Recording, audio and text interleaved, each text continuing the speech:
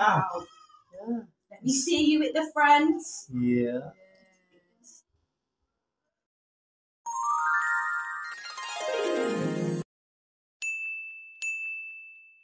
So Adriel will have a graduation photo.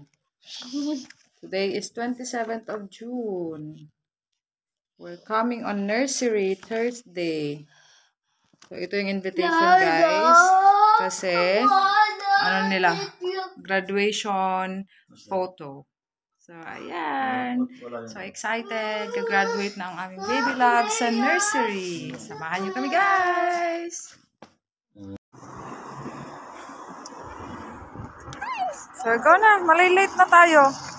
Last days ang ano natin. Ayan guys, papunta na kami ng nursery. Padala niya yung scooter niya. Uy!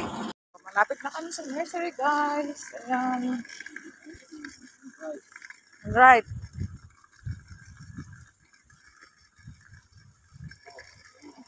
Ayan. So, praise God. Wala nang karga-karga guys. Kasi may scooter na siya. Yan. So, ayan guys, nandito na kami sa nursery niya. At maghihintay na lang ng alas 10 para tawagin sila for the graduation photo. Ayan guys. Adriel, are you excited? Yeah. Yeah.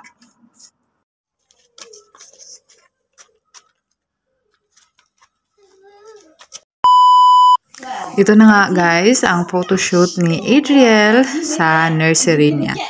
So, ayun guys, konting story time lang. Nagsimula pala si Adriel dito sa Hickory Dickory noong April. Katapusan na siya ng April nagsimula dito guys. So, nasa 3 to 4 years old siya na class. Kasi dito sa nursery na ito is pwede yung mga 1-year-old, 2 years old, at even yung mga months pa lang guys na mga baby is iniiwan na ng mga mommies, working mommies and daddies dito sa nursery na ito. So by level yung kanilang school or yung kanilang class. So first floor, second floor, and third floor. Nasa third floor ang room ni Adriel. So ayan guys, kasi nga mag-opening na ng primary school sa September. Kaya ayan, graduate na si Adriel ng nursery. Ito yung araw ng kanilang photoshoot.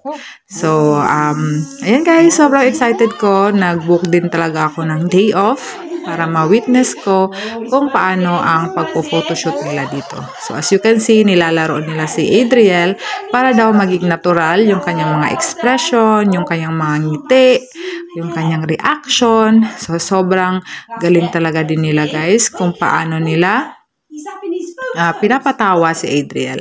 Madami silang ginagamit na laruan para lang makatch yung attention niya, or di kaya is papangiti siya. And then, ayan guys, ang mga eksena dun sa photoshoot. Buti naman at pwede naming videohan. So, hindi naman kami pinagbawalan na kumuha ng video habang inaayusan or pinipicturan si Adriel. So, ngayong araw kasi guys is nilabas na yung mga official photo.